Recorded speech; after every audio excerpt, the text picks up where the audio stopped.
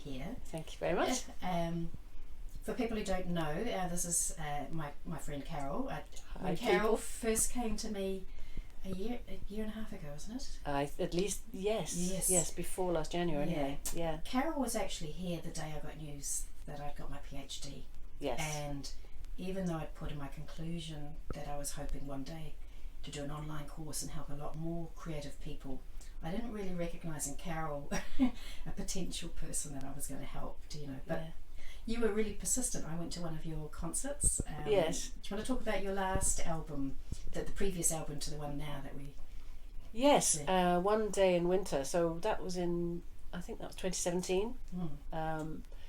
And what shall I say about it? It's a piece. It's jazz. It's piano trio music, and I wrote the music to over the course of the album. It reflects the course of one day from sunrise to and it's moonrise. very much set as a response to your local living place. Absolutely. And, it's kind of like a love song, really, to living here in the Blackstairs. Yeah, and that's in the southeast of Ireland, in a rural area. We live about half an hour from each other. Yeah. And I think that's... I went to your jazz concert because it was about my area. Yes. And then you came up to me after, because I just said, I loved it, and you said, I want to talk to you about trees, Cathy. And for the next, 3 or 4 times we bumped into each other, you kept saying, Cathy, I want to know more about ecology, and I hear you're the person. So in a way we worked, we met up and I shared information about ecology, more or less giving Carole background in sort of ecoliteracy, introduced her to philosophers, sort of to try and frame some of the concerns that she was thinking about where we are with our relationship with the non-human world. Yes. So it was quite an organic thing. It was, and it was kind of overlapping with the idea that we might collaborate on an art project, because when you'd finished your PhD and you were in this kind of gloriously open, like I don't know what's going to happen next, space. So we met a few times during that period of time, and just kind of sharing. And all of a sudden I got asked to go to the Arboreal College of Art and teach art and ecology there for 17 weeks. I did a lot of writing, and then I started to get asked to do workshops, and I applied for that. So it did seem, and there was something really unexpected in my 50s to find out I really liked sharing knowledge. Well, you're very good at it, Cathy. Can I talk about that? Yes, or like can. what it's like? Okay. Seeing as I'm being filmed here, I should have something to say. I think you were really good. I'll tell you what it was like. It was like, first of all, I was terribly excited because I hadn't done anything that felt kind of remote. It was a little, more academic for me. A lot of reading, and I hadn't done anything like that since I was at university, and that was a long time ago. So it was like I did a year's study at that level. But the way you kind of guided me through it was just sort of like a mate. That's what I loved about it, because well, you are a friend anyway. But well, we weren't at the time. We didn't really know each other. No, we didn't know. We became friends through doing it, and but you were just kind of, sometimes I would go, no, that's too much, there's so much information, and then you go, okay, and you'd just leave me with something. And I think too, I tried to use multimedia, like videos. Absolutely. And I'm a strong believer that a lot of the information out there could be presented to people in a lot more engaging ways. There's really great philosophers and communicators, and if you get to see them on the YouTube clips, like Joanna Macy, you see this woman who's been through protesting against nuclear things, and now she's doing workshops about active hope in these towns. It makes it feel more real, that you feel part of a community. Absolutely. Of others, so. And I think really when I first started asking you to help me with all of this, it was just very personal for me. I was starting to feel very anxious. And I didn't. It wasn't just about connecting into the creative project. I also wanted to find, where are people talking about this in ways that are going to, just speak to. How can I think about the enormity of this in a community of people who are expressing very eloquently ways to. And not just to be an activist, but which I'm not particularly, I have to say, but to be coping emotionally that aspect of things. That's a big part of it, and I think I went through that myself, and I still struggle with that at times, but becoming sort of grief literate and actually thinking that's an okay thing to process and learn about. That was, and it was nice for me because I've gone through a lot of study, and I've often found myself to have sort of a dissonance with people.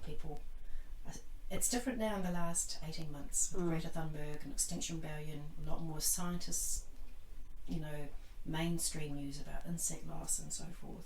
But when I used to raise this maybe 4 or 5 years ago, I could feel, that's Cathy interested in about nature stuff and the environment. And that's right. Yeah, so it was a real boost to me to get somebody to work with. But it was unexpected. I'm glad it was a boost.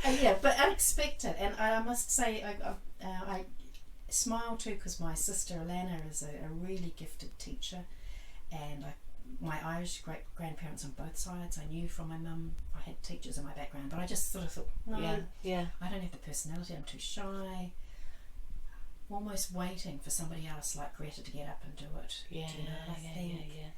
Actually, if we believe in this stuff, we have to start stepping forward, and I suppose this is my little contribution, is to slowly start sharing this. And there's part of me thinking, I don't think I'm going to knock on colleges' doors and get the curricula changed in the time that we have. And there's something about how much material is out there already. YouTube clips, like when I share just in clips from Derek Jensen or Gregory Bateson, that's an accessible way to excite people just about these ideas, Well, I know when I first started asking for your help at that, and it wasn't that long ago, it was still really hard to have those conversations with my friends in different areas. And then fairly shortly, I think it was the UN climate change panel information really shocked a lot of people. That was and then from then it's just been the growing conversation. That was actually the same that was the month that we started working. Was it then? It was the International Panel of Climate Change that October, November, when I got my PhD. It was all like something like I got my PhD and I thought I'd go out into the woods with the camera again and blog away, and nobody would be the wiser. So I've been very busy. And the other thing that I've really enjoyed, I suppose it's slow, is the writing. And for people who don't know me, I've got a few summary articles now, so that helps. Whereas I think you came to me sort of like Black Stranger, really, and Well, do you think it was like, was I sort of a dry run? Well, I don't know. I didn't know what to make of you at first. I just thought, she's. Then I thought, maybe you're that way with everybody. What way? You're just so warm and enthusiastic. Yeah. But I just thought, that must be Carole, And then every time you saw me, I thought, gosh, she really gets in deep with these conversations about tree roots and forests and mycelia. And I just thought, I don't really have these conversations with other people. Well, I was only having them with you. Well, and to some extent with other friends, but It was very mutually lovely. So we've both been talking over lunch today that we both probably are sort of surreptitiously mentoring people when we don't really know it. You're doing that with people you're teaching piano with, and I've been doing it with you in a way as well. So. And we're so excited about the album. Well, thank you very much. Which I don't have a copy up here, but I'll post it. Oh, okay, great. Yes, I suppose, like I was saying, that first of all, to kind of get help from you was partly to do with my own kind of feelings of guilt about extinctions and fear and those kind of deeper griefs, and but it then became, I want to do something creative, and I had kind of fixed on the idea of the theme of woodlands and forests and that, and I didn't want it to be just, isn't it beautiful, and I wanted to be able to widen out the scope of it, and which isn't, it's not an obvious thing to do with it's instrumental music. It's just like saying, well, this is what it's about for me, or this is the title, or And also, when an academic reviewed your last album, they were talking about your work being quite ahead of its time, sort of going into the countryside when jazz is a sort of an urban art form, and I hadn't really thought about that too much, you know. So I think there is a kind of there is a lineage in that. I think somebody like Jan Garbarek from Norway, and you know, I remember the first time I heard him, the saxophone player, it was you just kind of saw the fjords and you heard this reverb that would be like in those big reflective spaces, and so I'm not the first. And that was the other thing that really surprised me. I know nothing about music. Okay. So I didn't really think there was part of me that's going, I don't know if I really can help Carole, do you know, because but it was this is what I'm talking about with my Ecoliteracy, and I'm stressing this in my course too. I'm not telling creative people what to do or what image to make, or that's not what it's about. And sometimes I'm trying to alert people that making images too can bring us back into pitfalls to seeing nature as a backdrop as well. And it's sometimes the sort of ecology of practices. It's this talking amongst ourselves and moving away from doing things like these solo shows.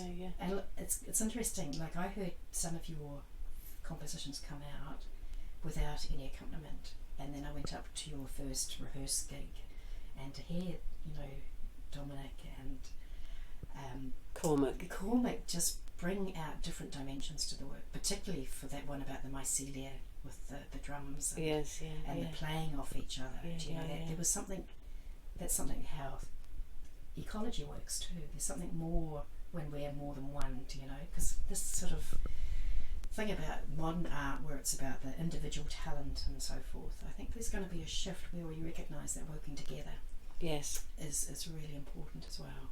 And this real deep listening to our place, do you know, that sort of inspiration. That was, Want to say anything else? Just, I suppose, what would I say? I'm just thinking about what it was like. Do you remember we went for a walk in the woods? You know, I began by thinking of the woodlands in terms of kind of mindfulness and awareness and the interconnections of life, and that was almost going to be enough for me in terms of, but I'm so glad that it kind of went further. And one of the things that I realised was that music can create these emotional spaces in time.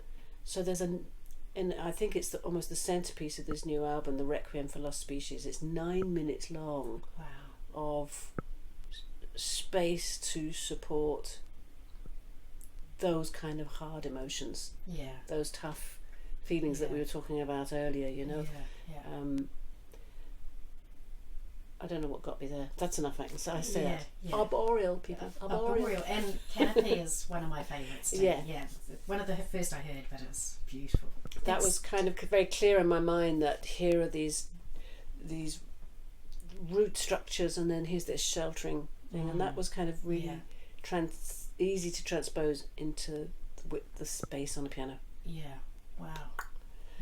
Whereas the beneath the ground, the beneath the surface, it's real, like this sort of frenetic activity of microbes and bacteria and fungi under the ground, interconnecting trees. It's like, I really love it. It's one you can put on repeat. Thanks so much, Carole. Thank you for having me, Cathy. Thank you for everything you've done for me. Thank you. Okay, bye.